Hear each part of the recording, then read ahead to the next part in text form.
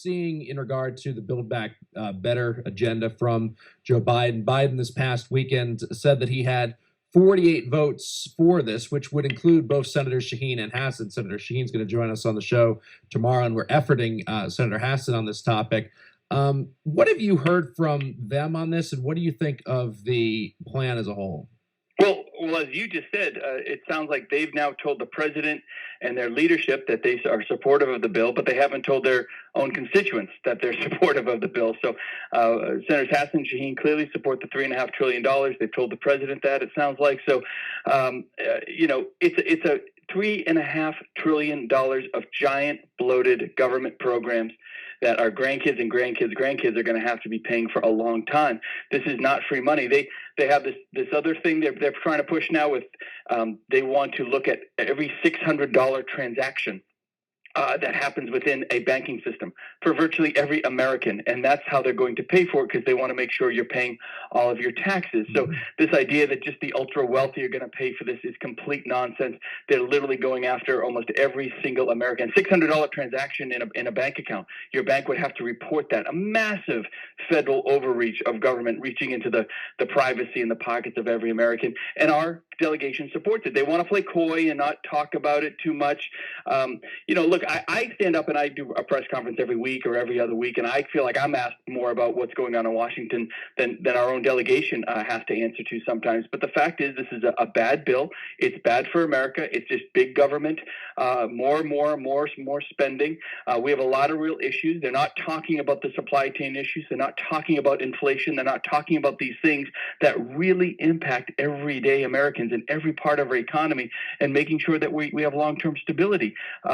They're apparently just talking. Our delegation is talking more to Joe Biden than they are in their own constituents, and in that respect, it's insulting in a way, right? I mean, they have to be forthcoming. They support this bill. They have to talk about why they support it and why Joe Biden has their vote. Yeah, they've said in the past, Senators Shaheen and Hassan, that they support a reduced price tag on that, but have not defined exactly what that price tag is. And again, we'll try to get into that more with them. A concern I have. But if I could, Chris, if the $3.5 trillion bill were to come across their desk, would they vote for it? They've read it. They know what's in it. That's the question that should be asked. If it doesn't get reduced, if it's $3.5 trillion, would they vote for it? They've told Joe Biden that they would. Apparently, that's what Joe Biden said. I don't think the president's lying. So, why would they vote for that? Why would they support that? I think that those are questions that have to be asked, not this, well, if they reduce it, because clearly they support what has been proposed. No, it's certainly a fair point, and we'll get into that with them. On these programs as well, I think you make a good point. Some of it's going to be one-time spending, but there's also going to be spending that is going to continue in perpetuity, whether it's a program which many people could get behind, like a universal pre-K or something of that nature, just as an example.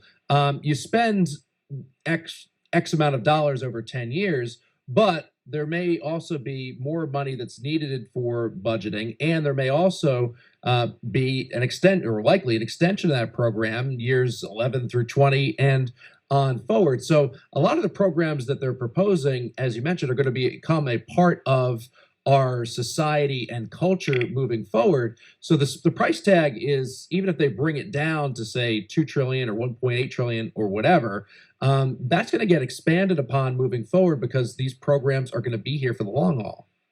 Look, the question that they should be asked is, do they believe the federal government should balance a budget like the state of New Hampshire does? Do they? And if so, how could you spend $1 more than they're currently spending, knowing that we already spend too much? So we already spend massively too much. We had all this debt. Now they're going to spend even more, to the point you're making, in long-term unsustainable programs. You have Medicare and Social Security on the verge of bankruptcy in the next 5 to 10 years. How do they get away with not having to address those very real issues when what they're supporting is going to even exacerbate what is already a really, really big financial crisis that is coming down onto the heads of every American in the next 5 to 10 years as these programs, effectively go bankrupt. Right? These are major, important programs. You point to the Trump tax cuts and Bush era spending, and as we've talked about before, this is a Washington problem where spending has gotten out of control. They don't do budgets the way the budgets should be done, and they'll say, well, $2 trillion was spent on on the Trump era tax cuts for the wealthy.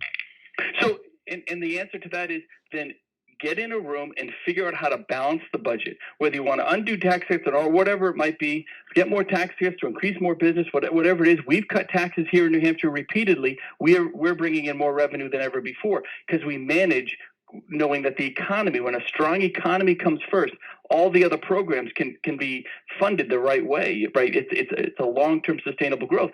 But the question is, why don't they do it? Why don't they talk about the importance of balancing budgets and not putting the cost? They don't seem to care about the cost of anything, but it's not just the cost of this $2 or $3 or $4 trillion bill, which our delegation supports. It's the cost that our kids are going to have to be paying for years and years and years. The debt number has gotten so big. And don't get me wrong, Chris, Republicans are just as much to blame as Democrats. But Democrats have the power. They have the control now. They have the responsibility now to actually understand how this impacts everyday Americans up and down. As much as Elizabeth Warren wants to tell you it's just the ultra wealthy that's going to pay to fix this, obviously when you go into people's bank accounts and make banks report every $600 transaction that is happening in your account, my account, every American's account, you could be on unemployment and you have to report these transactions. That's big government reaching in and saying, okay, how can we pull another buck out of your pocket to pay for more of our big government spending? Because the top-down approach is what they fundamentally believe in. It's not what we do here in New Hampshire. That's why New Hampshire is one of the best states in the country, because we really manage to the local level. We cut taxes, and we still are able to fund the programs the right way.